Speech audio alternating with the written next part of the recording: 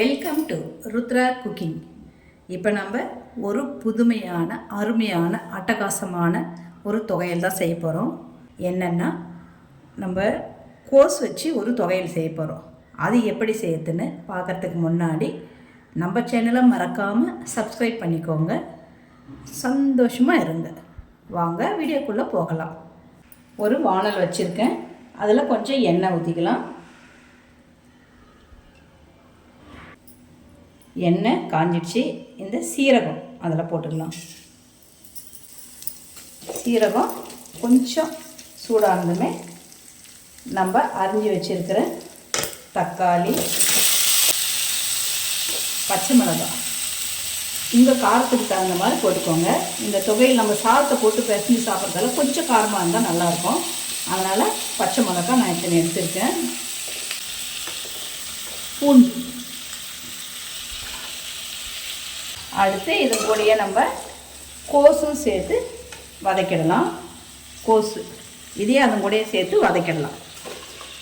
இதை எல்லாத்தையுமே நம்ம நல்லா வதக்கணும்.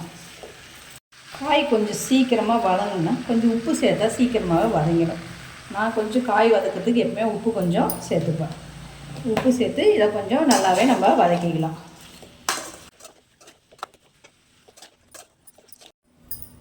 தண்ணி ஊற்ற வேண்டாம்.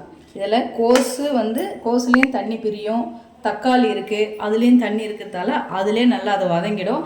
அதில் நம்ம எக்ஸ்ட்ராவாக இதில் தண்ணி ஊற்ற வேண்டாம். இது கொஞ்சம் நல்லா வதங்கட்டும்.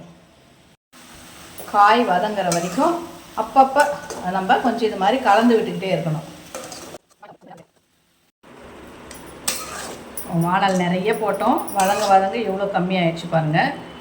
கொஞ்சம் நாங்கள் வதக்கும்போது தண்ணி எல்லாம் சுண்டிடுச்சு, கோஸ் வேகலை அப்படின்னா நீங்கள் கொஞ்சம் தண்ணி தெளிச்சுக்கோங்க தேவைப்பட்ட. இப்போ நான் கூட கொஞ்சம் ஒரு 1/2 கிளாஸ் தண்ணி ஊற்றினேன். ஏன்னா கோஸ் வேகலை, பச்சை மிளகா தக்காளி எல்லாமே வந்துடுச்சு. கோஸ் வேகலைன்றதால கொஞ்சம் தண்ணி தெளிச்சிக்கிட்டேன். நீங்களும் தேவைப்பட்ட தண்ணி தெளிச்சுக்கோங்க. இன்னும் ஒரு கொஞ்சம் வதங்கட்டும். இன்னும் கொஞ்சம் வேகணும். அது கொஞ்சம் வதங்கிடுச்சுன்னா நம்ம எடுத்து ஆற வச்சு மிக்சியில் போட்டு அரைச்சிடலாம்.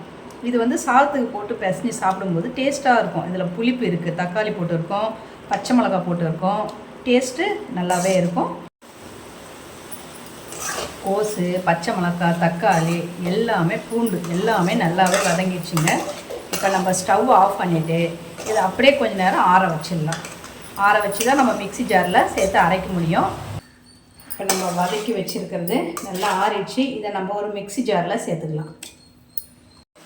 இப்போ மிக்ஸி ஜாரில் சேர்த்துட்டோம். இதை நல்லா நைஸாக அரைச்சி எடுத்துக்கலாம். இந்த மாதிரி நைஸாக இதை அரைச்சி எடுத்துக்கலாம்.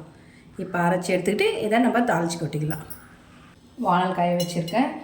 கொஞ்சம் எண்ணெய் ஊற்றிக்கலாம். அதில் எண்ணெய் காஞ்சதுமே கொஞ்சம் கடுகு போட்டுக்கலாம். இப்போ இதில் கருவேப்பிலை போட்டுக்கலாம்.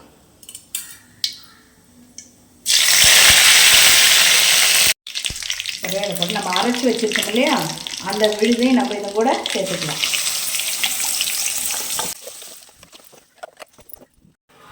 நம்ம அரைச்சி வச்சுக்கிற விழுதெல்லாம் போட்டு ஒரு 2 நிமிஷம் இதில் இருந்தால் போதும். இறக்கி நம்ம ஒரு கிண்ணத்தில் எடுத்துக்கலாம். அவ்வளோதான், துவையல், கோஸ் துவையல் ரெடி ஆகிடுச்சு. இது சாதத்துக்கூட போட்டு பிசைஞ்சு சாப்பிட்டா அவ்வளோ டேஸ்ட்டாக இருக்கும். நீங்களும் இதை வீட்டில் ட்ரை பண்ணி பாருங்கள். கோஸ் துவையல் ரெடி ஆகிடுச்சு. இதை வீட்டில் நீங்களும் ட்ரை பண்ணி பாருங்கள். எப்படி இருக்குன்னு கமெண்ட்டில் சொல்லுங்கள். ஃபேமிலி அண்டு ஃப்ரெண்ட்ஸுக்கு ஷேர் பண்ணுங்கள். மறக்காமல் நம்ம சேனலை சப்ஸ்கிரைப் பண்ணுங்கள். சமையல் பண்ணுங்கள். ரொம்ப ரொம்ப சந்தோஷமாக இருங்க.